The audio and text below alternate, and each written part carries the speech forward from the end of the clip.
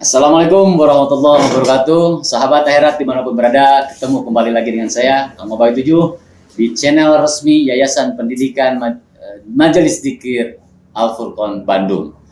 Dalam kesempatan kali ini, Alhamdulillah telah datang salah satu bintang tamu kita untuk mengadakan percakapan ringan, yaitu Kang Asmet Briges. Apa kabar Kang Asmet? Baik, sehat. baik. Semoga selalu dalam lindungan Allah Ta'ala. Amin, amin. Oke, dalam kesempatan kali ini mungkin ada yang ingin disampaikan untuk sahabat akhirat dimanapun berada, yang mudah-mudahan bisa memberikan inspirasi bagi kita semua. Silakan, barangkali ada yang ditanyakan, dan mudah-mudahan saya bisa menjawab sebatas pengetahuan yang Allah titipkan kepada saya. Silakan.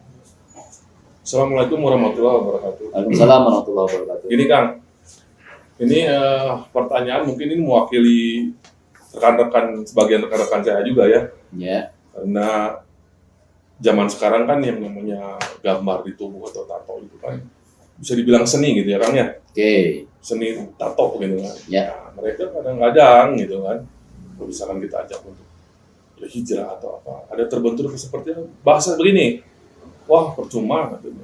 Kenapa? Badan saya kan tato, sampai ke muka juga ada yang ditato, sampai mata pun ada yang ditato kan sekarang. Mata tuh ditato, ada yang ditato. Oh, mata tuh bisa ditato juga? Bisa, itu bisa ditato, mata bisa ditato. Dibuat hitam semua tapi masih bisa melihat. Ya. Nah, mereka tuh kebetul di sana ada keraguan-raguan. Untuk berhijrah. Ya, apakah misalkan saya nanti hijrah, terus sholat diterima nggak? Karena kan di tubuh saya ini penuh kotor katanya, kotor, bahkan muka saya juga ditato. Sedangkan wudhu itu kan di muka sampai tangan gitu kan, kaki pun juga. Nah itu gimana itu Kang? Oke, baik. Sahabat akhirat, Kang Asmet ini mewakili dari sahabat-sahabat yang lain yang sudah terketuk hatinya, udah mendapatkan hidayah, ingin hijrah juga seperti Kang Asmet ini. Cuman kendalanya terbentur dari tato yang telah memenuhi sekujur tubuh. Kemudian timbul pertanyaan, keraguan, apakah dengan setelah hijrah, bertobat, kemudian sholat, Allah menerima tidak sholat kita karena tubuh kita penuh dengan tato? Mungkin begitu arah pertanyaan. Iya. Oke, bismillah, la haula wala quwwata illa billah. Kita berbicara dengan hukum awal, ya. Di mana dalam salah satu hadis Rasulullah Shallallahu Alaihi Wasallam bersabda, orang yang mentato, orang yang ditato dan yang membuat tato, dua-duanya dilaknat oleh Allah. Itu konteks hukumnya. Oke. Terus bagaimana saya sudah ditato? Apakah berarti pintu tobat saya tertutup? Oh tidak. Allah Ar-Rahman Ar-Rahim, Allah At-Tawwab, Allah Zat yang maha menerima taubat seorang hamba. Bahkan Allah sangat bergembira ketika hambanya mau bertobat. Allah sangat bergembira. Dan orang yang bertobat dicintai oleh Allah. Innallaha yuhibbut tawwabin. Allah mencintai orang yang bertobat. Nah, permasalahannya, apakah diterima atau tidak amal ibadah kita?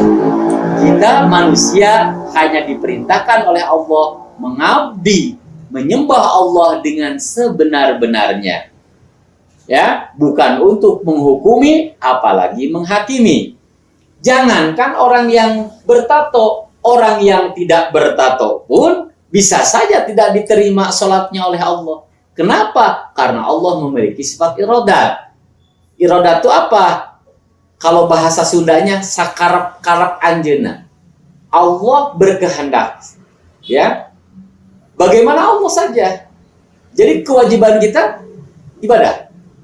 Ya. Terus ada memang beberapa santri yang saya bina, itu dia semangat awalnya. Sebulan, setahun, tiba-tiba dia menghilang. Saya cari, kemudian saya tanya, kenapa nggak ngaji lagi? Jawabannya, ya di sisi lain saya pengen ketawa, di sisi lain saya doakan. Ada ustadz katanya, dia bilang, percuma kamu sholat, air wudhu tidak menyerap ke dalam kulit, tidak sah. Betul. Di dalam bab tato ini ada khilafiyah, perbedaan pendapat. Ya. Makanya saya pengen tanya dulu nih ke Om Asmet. Ketika ditato itu, si tinta itu masuk ke dalam kulit atau di luar kulit? Yang saya tahu sih di atas daging, di bawah kulit. Karena masuk ke dalam? Ya, masuk ke dalam? Masuk ke dalam kulit. Oke. Bagi sahabat akhirat, ya, yang ingin hijrah, yang bertato, jangan putus asa. Bertobat, sholat, walaupun punya banyak tato. Jangan pedulikan ocehan walau dia kiai, walau dia ulama yang menyatakan sholat tidak sah. Jangan pedulikan. Wa kafa billahi syahida, cukup Allah yang menjadi saksi dan Allah tahu niat kita. Tapi, ada tapinya nih. Sekiranya bisa dihapus dan itu tidak menimbulkan kemaborotan, hapus. Saya pengen tanya nih, itu tato kalau dihapus biasanya pakai apa? Kalau dulu sih pakai setrika ya. Terus Setrika. pakai apa? PK kayak itu dioles ke sini. Rasanya gimana? Membakar, sakit, merasa sakit Ya atau pasti sakit ya kalau apa yang namanya setrika pasti panas kan ya. Ya. Terus PK juga nanti itu kan masuk ke dalam itu. Masuk ke dalam kulit terus sampai saya pernah itu sampai 2 minggu itu sampai apa namanya? Meriang 2 minggu gitu kan. Untuk menghapus sedikit gitu. Hanya sedikit. Sedikit. Hanya sedikit saja membuat meriang. Iya. Berarti itu maborot. Menimbulkan kemadorotan. Jadi jangan dihapus karena menimbulkan sesuatu masalah yang baru. Ya.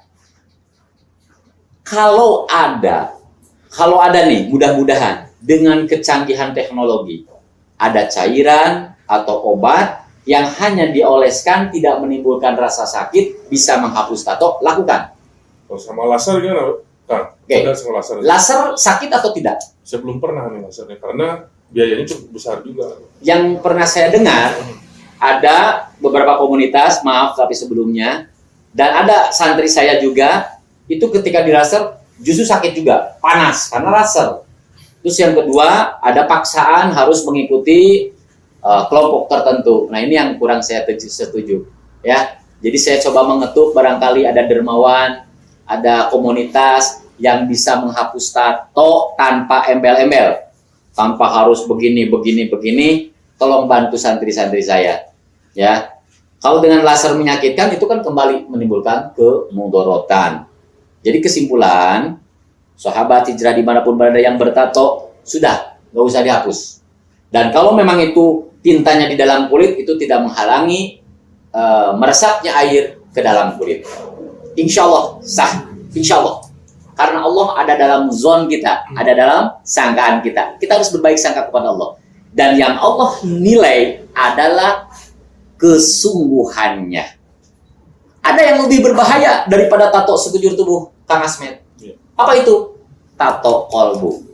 Kolbu kita ditato dengan ujub, bangga diri, dengan takabur, merasa lebih hebat daripada orang lain, merasa lebih suci daripada orang lain. Ya, ditato dengan kekikiran, sifat bakhil, pelit, itu pun tato yang sangat berbahaya yang akan membinasakan sampai akhirat. Ditato dengan ria, amal ibadahnya ingin dilihat orang lain, dan penyakit-penyakit lainnya. Nah, kita fokus hilangkan tato kolbu kita hingga kolbu menjadi bening, bisa memantulkan nur Allah. Ya, kira-kira terjawab tidak, Mas Kang Asbed? Terjawab. Jadi kuncinya berbaik sangka pada Allah, yakini. Ya, yakini. Jangan dengarkan ocehan orang lain. Kita fokus hijrah, totalitas, sholat. Walaupun kita bukan orang baik, belum bisa menjadi orang baik, walaupun kita masih sering berbuat maksiat, jangan coba-coba meninggalkan sholat. Dengan harapan mudah-mudahan dengan istiqomah kita mendirikan sholat, menjalankan sholat, Allah anugerahkan taubatan nasuha, Allah hilangkan perbuatan buruk kita. Paham? Mudah-mudahan terjawab. Mungkin ada pertanyaan yang lain? Nah, ini yang masalah ini nih masalah pengemis. Pengemis itu kan sekarang di TV juga kan banyak kan ya berita-berita yang pengemis yang miliuner gitu kan. Yeah. Pengemis jutawan. Dia mengemis tapi di tanah kelahirannya dia kaya gitu, rumahnya sampai bisa menyekolahkan sampai kedokteran gitu kan. Yeah. Terus di jalan pun ada anak-anak jalanan yang sambil ya mungkin nggak tahu lah, tapi kayaknya udah mabuk gitu kan. Nah, ketika saya di jalan tuh kan, melihat mereka tuh emang kelihatan juga kayaknya belum makan gitu kan. Ada rasa iba. Ada rasa iba, tapi ada rasa lagi. Aduh, kalau saya kasih nih, ini beliin apa nih? takut dibelikan minuman atau pakai narkoba atau Oke. itu. Jadi pertanyaan nih takutnya kalaupun saya ngasih nanti mengasih jalan untuk mereka untuk membeli itu. Oke. Takutnya itu gitu. Ya, baik. Gimana? Oke, pertanyaan kedua, mungkin kalau bisa saya simpulkan, bagaimana nih ketika saya ingin bersedekah atau infak, mengeluarkan harta di jalan Allah kepada pengemis atau pada pengamen di jalanan, takut uang kita ini disalahgunakan bahkan untuk perbuatan maksiat. Mungkin seperti itu. Iya. Oke. Hal ini kalau tidak salah itu pernah dipertanyakan oleh salah seorang sahabat Rasul kepada Rasulullah SAW. Ya Rasulullah, bagaimana kalau sedekah yang saya berikan ini dipakai si fulan ini untuk membeli khamr, untuk mabuk-mabukan? Lalu ada yang bertanya lagi, ya Rasulullah, bagaimana kalau sedekah yang saya keluarkan ini bahkan dipakai untuk berzina? Apa jawaban Rasulullah? Bersedekahlah. Mudah-mudahan dengan sedekahmu, orang yang tadinya minum khamr berhenti dari minum khamrnya. Bersedekahlah, mudah-mudahan orang yang tadinya berzina berhenti dari perbuatan zinanya. Kesimpulannya, innamal a'malu bin niat. Jadi kita niatkan, ya Allah, niat saya sedekah mengharap ridhamu, jadikan wasilah sedekah kita ini dijauhkan dari murkamu di dunia dan di akhirat. Jadikan dengan wasilah sedekah kita ini, kita dilindungi dari api neraka, dijauhkan dari azab kubur, dijauhkan dari bala dunia, kesusah, musibah. Itu, niatkan, kumpulkan niat sebanyak mungkin. Lalu kita kasihkan. Adapun dia menggunakan untuk beli minuman, untuk beli obat-obat terlarang, itu masalah dia. Yang penting kita sudah melaksanakan perintah Allah lewat Rasulnya, yaitu bersedekah. Ada rahasia dari sedekah ini, Kang Asmed. Itu jangan dianggap sepele sedekah ini. Rasulullah mengatakan, jagalah dirimu dari siksa api neraka walau dengan sebiji kurma. Saking dahsyatnya pahala sedekah bisa melindungi kita dari api neraka. Itu sebiji kurma. Artinya berarti orang miskin hanya punya sebiji kurma, dia sedekahkan. Ya. Bahkan kita semua akan mengalami ketika ruh ini akan keluar berpisah dari jasad. Ketika sudah sampai kerongkongan, si mayit dia meminta kepada Azrail alaihissalam untuk menghentikan sejenak, memberikan kesempatan hidup. Ketika ditanya, untuk apa? Jawaban calon mayit ini, izinkan saya untuk bersedekah. Nah, jangan sampai sahabat akhirat dimanapun berada, timbul rasa penyesalan ketika ruh sudah sampai di kerongkongan, baru tergugah hatinya ingin bersedekah. Maka awali hari kita dengan sodako. Karena sodako paling afdol ini, sodako di subuh, di pagi hari. Kemudian sodako yang lebih afdol itu, sodako secara sembunyi-sembunyi. Karena kata Allah, sedekah secara sembunyi-sembunyi bisa memadamkan murkanya Allah.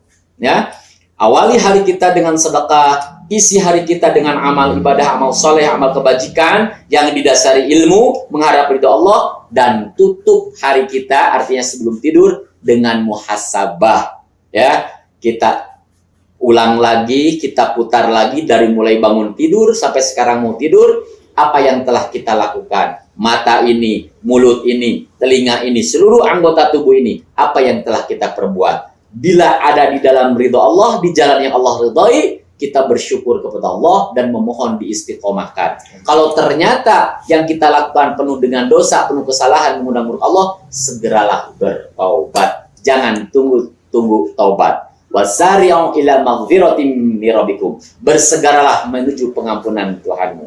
Lalu ikuti perbuatan buruk kita dengan perbuatan baik, niscaya perbuatan baik kita akan menghapus dosa-dosa kita. Kira-kira terjawab? Jelas Kang.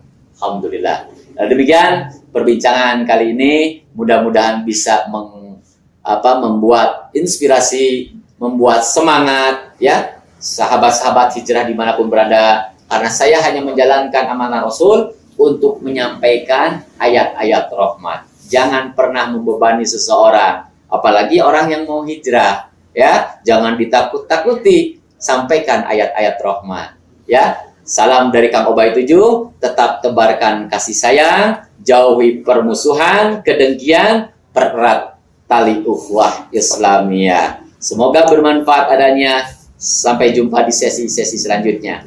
Dan bila isi konten ini bermanfaat untuk akhirat, share, sebarkan, niatkan untuk amal jariah, untuk berdakwah. Ya, bila kita belum mampu menyampaikan ilmu, minimal kita sebarkan ilmu yang bermanfaat. Jadi kalau memang perbincangan kita ini bermanfaat untuk akhirat, mari ikut bantu sebarkan dalam rangka dakwah dan semoga menjadi amal jariah bagi kalian semua. Salam dari Kang Ubaidillah, KD